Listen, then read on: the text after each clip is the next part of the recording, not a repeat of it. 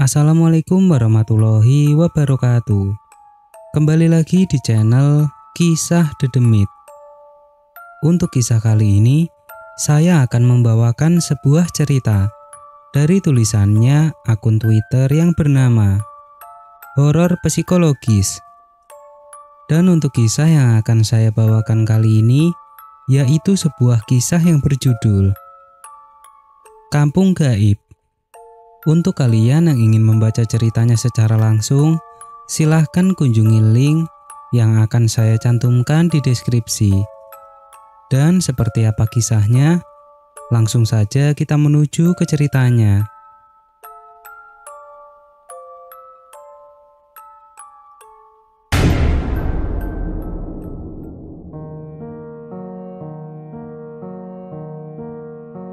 Bismillahirrahmanirrahim. Jarum jam di dashboard tua milikku menunjukkan pukul 1 dini hari. Matahari sudah lama tenggelam, meninggalkan kegelapan yang menyelimuti jalanan. Hutan jati yang terkenal angker membentang di kedua sisi jalan. Biasanya, aku selalu menghindari rute ini setelah senja. Namun malam ini, aku terdesak waktu. Bos memintaku mengirimkan barang ke kota sebelah sebelum subuh. Dan jalan pintas ini bisa menghemat waktu tempuh hingga 2 jam. Kabut tebal mulai turun, mengurangi jarak pandangku menjadi hanya beberapa meter. Udara malam terasa lembab dan dingin, menusuk hingga ke tulang. Bau anyir menyeruak dari hutan, membuat bulu kuduku berdiri. Tiba-tiba mesin truk batuk-batuk dan akhirnya mati total. Aku mengumpat, memukul setir dengan kesal. Sialan, teriakku frustasi. Aku mencoba menghidupkan mesin lagi, tapi tidak berhasil. Keheningan hutan semakin mencekam. Hanya suara jangkrik dan gemerisik dedaunan yang terdengar. Aku merogoh senter di laci dashboard, lalu keluar dari truk. Kabut tebal membuatku sulit melihat sekeliling. Aku berjalan menyusuri jalan, berharap menemukan tanda-tanda kehidupan. Setelah berjalan sekitar 100 meter, aku melihat sebuah jalan setapak kecil yang menghilang ke dalam hutan. Sebuah plang kayu lapuk bertuliskan Kampung Hutan, berdiri di samping jalanan setapak itu. Aku ragu-ragu sejenak, tapi rasa penasaran mengalahkan ketakutanku. Aku memutuskan untuk mengikuti jalan setapak itu, berharap menemukan bantuan di kampung yang tersembunyi di dalam hutan. Jalan setapak itu semakin sempit dan berliku-liku. Pepohonan besar menjulang tinggi, menutupi langit malam. Cahaya senterku hanya mampu menembus beberapa meter ke depan. Suara-suara aneh mulai terdengar dari dalam hutan. Raungan binatang, gemerisik dedaunan dan bisikan-bisikan samar yang membuatku merinding. Setelah berjalan sekitar setengah jam, aku melihat cahaya lampu minyak yang berkedip-kedip di kejauhan. Aku mempercepat langkahku, berharap menemukan rumah penduduk. Semakin dekat, aku melihat sebuah kampung kecil yang terdiri dari beberapa rumah panggung kayu. Suasana kampung itu sangat sunyi, tidak ada tanda-tanda kehidupan sama sekali. Aku memberanikan diri mendekati salah satu rumah. Pintu rumah itu terbuka sedikit. Aku mengintip ke dalam, tapi tidak melihat siapapun. Aku memanggil-manggil, tapi tidak ada jawaban. Aku mendorong pintu rumah itu lebih lebar, lalu masuk ke dalam. Rumah itu sangat sederhana, hanya ada sebuah dipan kayu, meja kecil, dan beberapa peralatan dapur. Bau kemenyan yang sangat menusuk hidungku. Di sudut ruangan, aku melihat sesosok nenek tua duduk di kursi goyang. Nenek itu mengenakan kebaya hitam dan kain batik lusuh. Rambutnya panjang dan putih, menutupi sebagian wajahnya. "Permisi, Nek," sapaku dengan sopan. Nenek itu tidak menjawab. Dia hanya menatapku dengan tatapan kosong. Aku mengulangi sapaanku, tapi nenek itu tetap diam. Aku mulai merasakan tidak nyaman. Aku memutuskan untuk keluar dari rumah itu. Saat aku berbalik, nenek itu tiba-tiba berdiri. Dia berjalan perlahan ke arahku. Aku mundur selangkah, tapi nenek itu terus mendekat. Wajahnya yang keriput terlihat semakin jelas. Matanya yang cekung menatapku dengan tajam. Aku merasakan hawa dingin yang menusuk tulang. "Tolong, Nek, saya tersesat. Truk saya mogok di tengah hutan," kataku dengan suara gemetar. Nenek itu tidak menjawab. Dia hanya terus mendekat. Aku berbalik dan berlari keluar dari rumah itu. Aku terus berlari tanpa menoleh ke belakang. Aku tidak tahu harus kemana. Aku hanya ingin menjauh dari kampung itu secepat mungkin. Aku terus berlari hingga kakiku terasa lemas. Aku berhenti sejenak untuk mengatur napas. Hutan di sekitaranku terlihat semakin gelap dan menyeramkan. Suara-suara aneh semakin jelas terdengar. Aku merasa seperti sedang diawasi oleh sesuatu. Aku melanjutkan perjalanan, mengikuti jalanan setapak yang semakin tidak jelas. Aku tidak tahu sudah berapa lama aku berjalan. Aku merasa seperti sedang berputar-putar di tempat yang sama. Kabut tebal semakin pekat, seolah-olah hendak menelanku hidup-hidup. Aku mendengar suara langkah kaki di belakangku.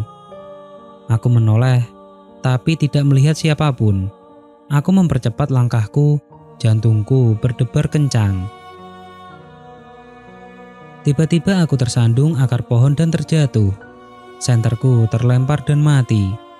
Aku meraba-raba tanah, berusaha menemukan senterku. Saat aku meraihnya, tanganku menyentuh sesuatu yang dingin dan berlendir. Aku menarik tanganku dengan cepat. Jantungku nyaris copot.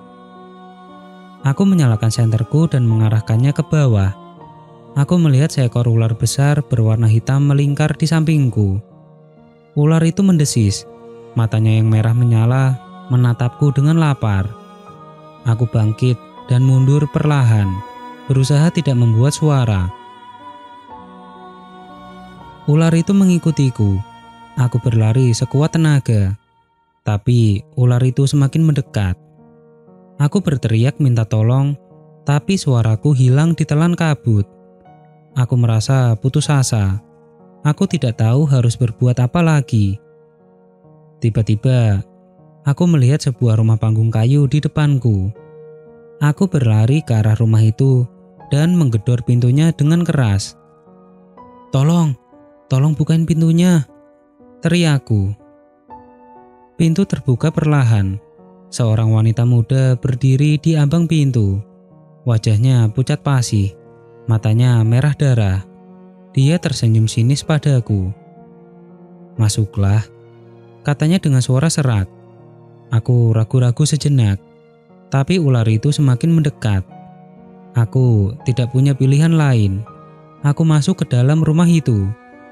Wanita itu menutup pintu di belakangku. Rumah itu gelap dan pengap. Bau anyir darah menusuk hidungku.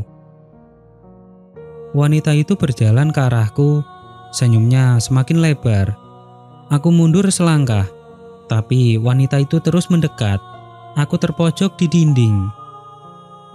Wanita itu mengulurkan tangannya dan menyentuh wajahku. Kulitnya dingin dan kasar. Aku memejamkan mata, pasrah dengan nasibku. Aku membuka mata. Aku masih berada di dalam rumah itu. Wanita itu tidak ada di sana. Aku menghela napas lega. Aku bangkit dan berjalan ke pintu. Aku mencoba membuka pintu, tapi pintu itu terkunci. Aku menggedor pintu dengan keras, tapi tidak ada jawaban. Aku mulai panik. Aku berlari ke jendela dan mencoba membukanya. Jendela itu juga terkunci. Aku menggedor-gedor jendela, tapi tak ada gunanya. Aku merasa seperti sedang terjebak dalam mimpi buruk. Aku duduk di lantai. Kepalaku terasa berat. Aku merasa sangat lelah. Aku memejamkan mata, berharap bisa terbangun dari mimpi buruk ini. Saat aku membuka mata, aku melihat wanita itu berdiri di depanku. Dia tersenyum sinis padaku. "Selamat datang di rumahku," katanya. Aku bangkit dan mundur selangkah. Wanita itu terus mendekat. Aku terpojok di dinding lagi. "Jangan takut," kata wanita itu. "Aku tidak akan menyakitimu." "Siapa kamu?" tanyaku. "Aku adalah penunggu kampung ini," jawab wanita itu. "Aku sudah lama menunggumu." "Kenapa kamu menungguku?" tanyaku. "Karena kamu adalah tumbal yang sempurna," jawab wanita itu.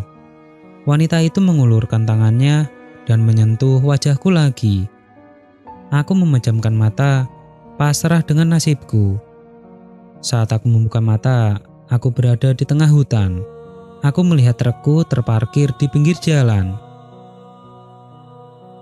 Aku berlari ke arah trukku dan masuk ke dalam. Aku menghidupkan mesin, lalu melaju secepat mungkin. Aku tidak menoleh ke belakang, aku hanya ingin menjauh dari kampung itu secepat mungkin. Aku terus melaju hingga matahari terbit. Aku berhenti di sebuah warung makan untuk sarapan. Aku menceritakan pengalaman mengerikan yang kualami kepada pemilik warung. Pemilik warung itu hanya tersenyum dan menggelengkan kepala. "Kamu pasti bermimpi," katanya. Aku tidak yakin apakah aku bermimpi atau tidak. Yang jelas, aku tidak akan pernah melupakan pengalaman mengerikan itu. Aku bersumpah tidak akan pernah lagi mengambil jalan pintas melewati hutan jati. Aku memarkir truk di pinggir jalan. Rasa lelah dan lapar mulai mereda. Ku ambil sebungkus roti dan botol air dari dalam truk, lalu duduk di pinggir jalan untuk makan. Pikiranku masih terus berputar, mencoba mencerna apa yang telah ku alami. Saat sedang makan, seorang pria tua dengan topi jerami menghampiriku. Dia tersenyum ramah dan memperkenalkan dirinya sebagai Pak Slamet, penduduk desa setempat. Aku menceritakan pengalaman mengerikan yang kualami semalam kepada Pak Slamet. Pak Slamet mendengarkan dengan seksama, sesekali mengangguk. Setelah aku selesai bercerita, dia menghela napas panjang. "Kampung hutan memang dikenal angker, Nak," kata Pak Slamet. "Banyak orang yang tersesat dan tidak pernah kembali." "Apa yang sebenarnya terjadi di kampung itu, Pak?" tanyaku penasaran. "Konon, kampung itu dihuni oleh arwah-arwah penasaran yang tidak bisa tenang," jawab Pak Slamet. "Mereka mencari tumbal untuk menggantikan mereka di dunia ini." Aku merinding mendengar penjelasan Pak Slamet. Tiba-tiba aku merasa sangat bersyukur masih hidup. "Terima kasih, Pak, atas penjelasannya," kataku. "Jaga dirimu baik-baik, Nak," kata Pak Slamet. "Jangan pernah kembali ke hutan itu." Aku mengangguk dan mengucapkan terima kasih sekali lagi kepada Pak Slamet. Aku melanjutkan perjalanan dengan hati-hati, berjanji pada diriku sendiri untuk selalu mendengarkan nasihat orang tua dan tidak pernah lagi mengambil jalan pintas yang berbahaya. Pengalaman mengerikan itu menjadi pelajaran berharga bagiku. Aku belajar untuk lebih menghargai hidup dan selalu waspada terhadap hal-hal yang tidak terlihat. Hingga saat ini, setiap kali aku melewati jalan yang sepi atau gelap, aku selalu teringat akan malam itu di kampung hutan. Dan aku berdoa, semoga arwah-arwah penasaran di kampung hutan bisa menemukan kedamaian yang mereka cari, tanpa harus mencari tumbal lagi. Aku memarkir truk di pinggir jalan. Rasa lelah dan lapar mulai mereda. Ku ambil sebungkus rokok dari dashboard dan menyalakan satu batang. Asap mengepul, berbaur dengan kabut pagi yang mulai menipis. Aku memijat pelipisku, berusaha menenangkan diri. Namun bayangan nenek tua dan wanita bermata merah itu terus menghantuiku. Setelah menghabiskan rokok, aku memutuskan untuk melanjutkan perjalanan. Aku tidak bisa berlama-lama di sini. Barang-barang di truk harus segera sampai tujuan. Aku menghidupkan mesin, lalu melaju dengan kecepatan sedang. Aku berusaha mengabaikan perasaan tidak nyaman yang terus menghantui.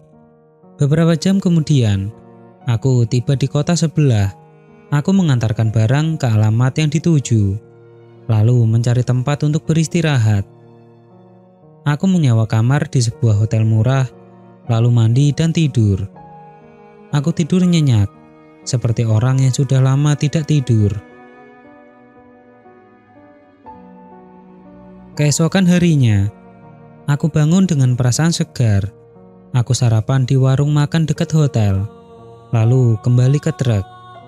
Aku memeriksa muatan, memastikan semuanya aman. Setelah itu, aku mulai perjalanan pulang. Aku sengaja menghindari jalan pintas melewati hutan jati. Aku memilih rute yang lebih jauh, tapi lebih aman. Aku tidak ingin mengalami kejadian mengerikan seperti tadi malam lagi. Saat melintasi jalan tol, aku melihat sebuah mobil patroli polisi berhenti di bahu jalan. Aku menepi dan bertanya kepada polisi apa yang terjadi. "Ada kecelakaan tadi malam," kata polisi itu. "Sebuah truk menabrak pohon di hutan jati. Sopirnya tewas di tempat." Aku terhenyak. Aku teringat kejadian tadi malam. Mungkinkah sopir truk yang tewas itu adalah aku? Mungkinkah aku sebenarnya sudah mati? Aku menggelengkan kepala, berusaha mengusir pikiran-pikiran aneh itu. Aku kembali ke truk dan melanjutkan perjalanan. Aku tidak tahu apa yang sebenarnya terjadi tadi malam. Yang jelas, aku bersyukur masih hidup. Beberapa hari kemudian, aku membaca berita koran tentang kecelakaan truk di hutan jati. Sopir truk yang tewas itu bernama Wahyu. Dia berasal dari desa yang sama denganku. Aku tidak pernah bertemu dengannya, tapi aku merasa kasihan padanya. Aku berpikir tentang kejadian mengerikan yang kualami. Aku tidak tahu apakah itu hanya mimpi atau kenyataan, tapi aku yakin ada sesuatu yang jahat di hutan jati. Sesuatu yang mengintai dari kegelapan, menunggu mangsanya. Beberapa minggu kemudian, aku mendapat telepon dari polisi. Mereka menemukan trukku terbengkalai di hutan jati. Truk itu dalam kondisi rusak parah, seperti habis menabrak pohon. Polisi mengatakan tidak ada tanda-tanda sopir truk itu. Aku terdiam, tidak bisa berkata-kata. Aku teringat percakapan dengan polisi di jalan tol beberapa hari yang lalu. Mungkinkah sopir truk yang tewas itu sebenarnya adalah aku? Mungkinkah aku sebenarnya sudah mati? Dan yang sekarang hidup hanyalah rohku yang terjebak di dunia ini. Aku menutup telepon, pikiran kalut. Aku melihat bayanganku di cermin. Wajahku pucat pasi, mataku cekung. Aku tidak lagi mengenali diriku sendiri. Aku berjalan ke jendela dan melihat keluar. Langit mendung, seolah-olah akan turun hujan. Aku merasa seperti sedang terjebak dalam mimpi buruk yang tidak berujung. Aku tidak tahu harus berbuat apa lagi. Aku hanya bisa pasrah dengan nasibku. Aku berharap suatu hari nanti aku bisa menemukan jalan keluar dari mimpi buruk ini.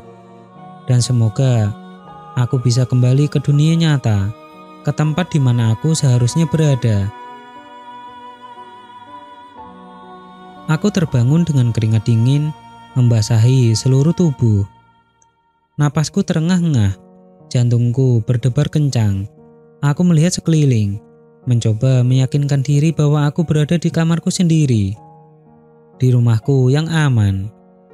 Namun, rasa takut dan cemas itu tidak hilang begitu saja.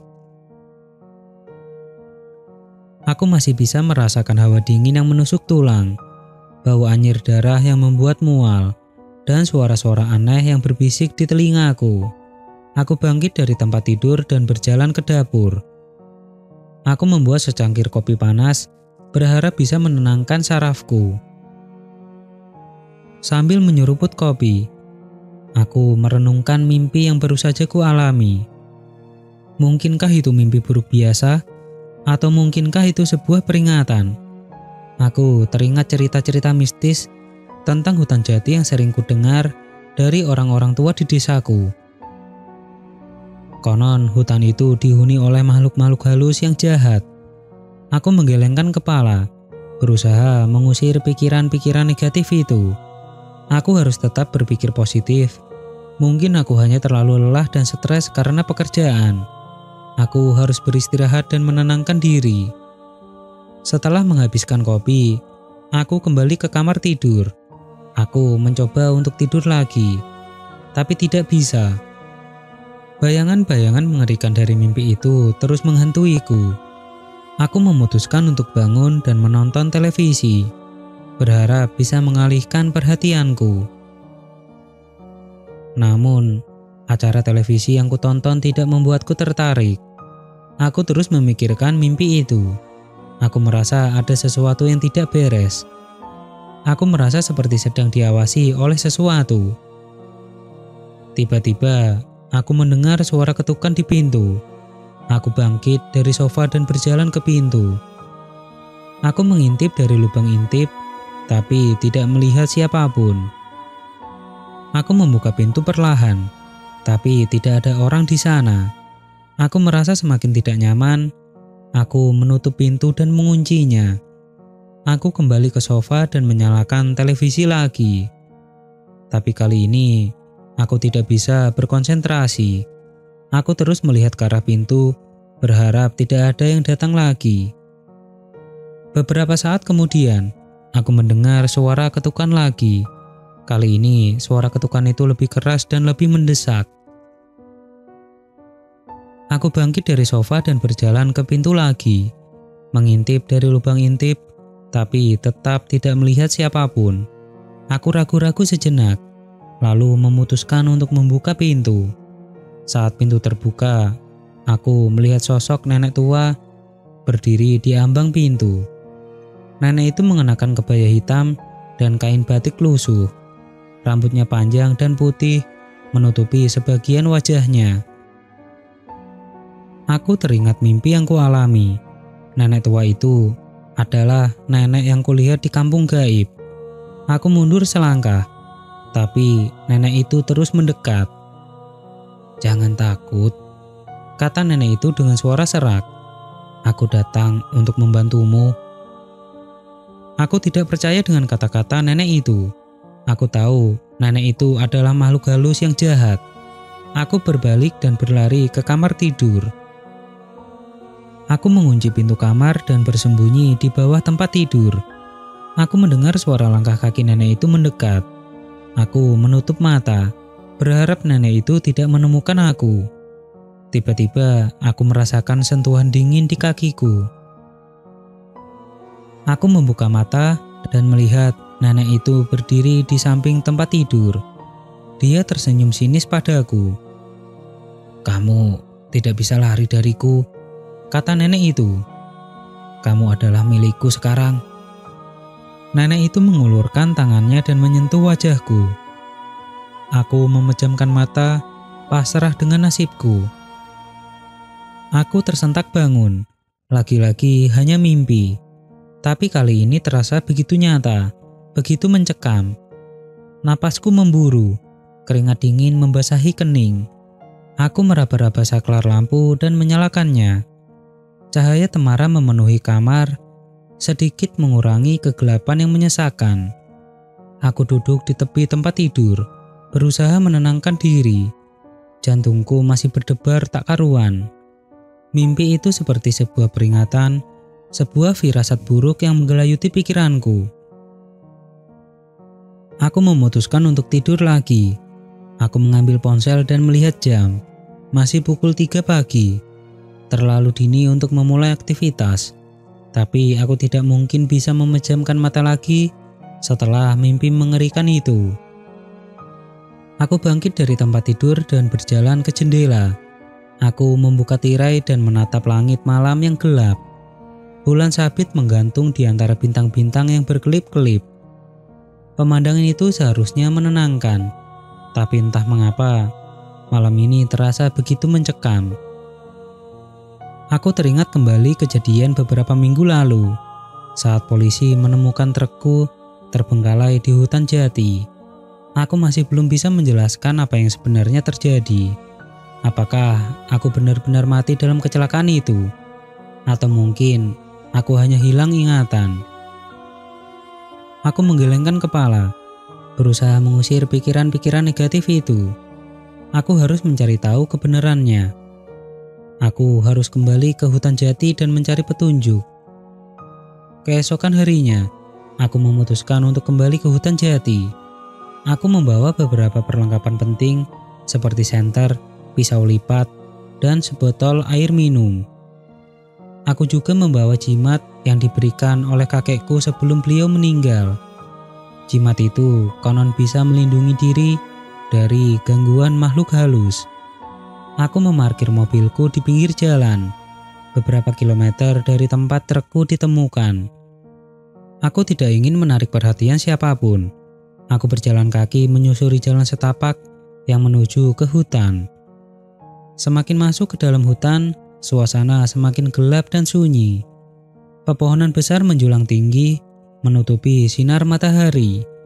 Suara-suara binatang malam terdengar sayup-sayup. Aku merasa seperti sedang memasuki dunia lain. Setelah berjalan sekitar 1 jam, aku tiba di tempat trukku ditemukan. Truk itu masih ada di sana, dalam kondisi rusak parah. Aku mendekati truk dan memeriksanya. Tidak ada tanda-tanda kehidupan di dalamnya. Aku melihat sekeliling mencari petunjuk. Mataku tertuju pada sebuah kain putih yang tersangkut di dahan pohon. Aku mengambil kain itu dan membukanya. Di dalamnya, aku menemukan sebuah foto. Foto itu adalah fotoku, tapi bukan fotoku yang sekarang. Foto itu adalah fotoku saat masih kecil, bersama orang tuaku. Aku tidak ingat pernah memiliki foto itu. Aku tertegun, tidak tahu harus berbuat apa. Aku merasa seperti sedang berada di tengah-tengah teka-teki yang rumit. Aku harus mencari tahu kebenarannya. Aku harus mencari tahu siapakah aku sebenarnya. Aku memasukkan foto itu ke dalam saku jaketku, lalu melanjutkan perjalanan. Aku tidak tahu harus kemana, tapi aku yakin aku akan menemukan jawabannya. Aku akan menemukan jati diriku yang sebenarnya. Hutan jati semakin gelap seiring matahari mulai terbenam. Suara serangga malam bersahutan, menciptakan melodi yang menyeramkan. Aku terus berjalan, mengikuti instingku yang menuntunku semakin dalam ke jantung hutan. Tiba-tiba, aku merasakan sesuatu yang aneh. Udara di sekitaranku terasa lebih dingin, dan bau anyir yang familiar kembali menusuk hidungku. Jantungku berdebar kencang. Firasat buruk kembali muncul. Aku mempercepat langkah, berusaha mengabaikan perasaan takut yang semakin menguat. Namun, langkahku terhenti saat melihat sebuah cahaya redup di kejauhan. Cahaya itu berasal dari sebuah gubuk kecil yang berdiri di tengah hutan. Aku mendekati gubuk itu dengan hati-hati. Pintu gubuk terbuka sedikit, memperlihatkan bagian dalamnya yang remang-remang. Aku mengintip ke dalam dan melihat sosok nenek tua duduk di kursi goyang. Nenek itu sama persis dengan nenek yang kulihat dalam mimpiku. Aku tertegun, tidak percaya dengan apa yang kulihat. Apakah ini nyata atau aku hanya berhalusinasi? Nenek itu menoleh ke arahku. Wajahnya yang keriput terlihat menyeramkan di bawah cahaya lampu minyak yang redup. Dia tersenyum sinis, memperlihatkan gigi-giginya yang menghitam. "Akhirnya kau datang juga," katanya dengan suara serak. Aku mundur selangkah, tapi nenek itu sudah berdiri dan berjalan ke arahku. Aku berbalik dan berlari sekuat tenaga, tapi nenek itu mengejarku dengan kecepatan yang luar biasa. Aku terus berlari, tidak tahu harus kemana. Aku hanya ingin menjauh dari nenek itu. Aku terjatuh beberapa kali, tapi aku segera bangkit dan terus berlari. Tiba-tiba, aku melihat sebuah jurang di depanku. Aku tidak punya waktu untuk berhenti. Aku melompat ke dalam jurang, berharap bisa selamat. Aku jatuh dalam kegelapan. Aku merasakan tubuhku terbanting di tanah. Aku kesakitan, tapi aku tidak bisa bergerak. Aku merasa seperti sedang sekarat. Saat aku membuka mata, aku melihat nenek itu berdiri di depanku. Dia tersenyum sinis, lalu menghilang. Aku menutup mata, pasrah dengan nasibku. Aku terbangun di rumah sakit. Aku melihat istriku duduk di samping tempat tidurku. Dia menangis terseduh-seduh. "Sayang, kamu sudah sadar?" katanya sambil memelukku. Aku bertanya apa yang terjadi. Istriku menceritakan bahwa aku ditemukan pingsan di hutan jati oleh seorang warga. Aku dibawa ke rumah sakit dan dirawat selama beberapa hari. Aku terdiam, tidak bisa berkata-kata. Aku tidak ingat apa yang terjadi setelah aku melompat ke dalam jurang. Aku hanya ingat mimpi buruk yang kualami. Apakah aku benar-benar mati dan hidup kembali? Atau mungkin aku hanya bermimpi? Aku tidak tahu jawabannya. Yang jelas, aku bersyukur masih hidup. Aku memeluk istriku erat-erat. Aku berjanji tidak akan pernah lagi pergi ke hutan jati. Aku tidak ingin mengalami kejadian mengerikan seperti itu lagi. Beberapa tahun kemudian, aku dan istriku pindah ke kota lain. Kami memulai hidup baru, jauh dari bayang-bayang masa lalu. Aku tidak pernah lagi mendengar kabar tentang hutan jati. Namun, mimpi buruk itu masih sering menghantuiku. Aku tidak tahu apakah itu hanya mimpi atau kenyataan. Tapi yang jelas, aku tidak akan pernah melupakan pengalaman mengerikan itu. Aku akan selalu ingat bahwa ada sesuatu yang jahat di hutan jati. Sesuatu yang mengintai dari kegelapan, menunggu mangsanya datang.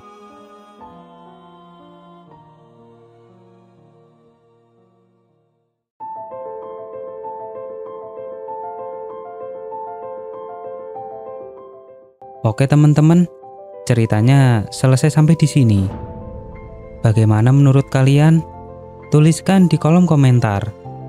Dan nantikan kisah-kisah horor selanjutnya tetap di channel Kisah The Demit.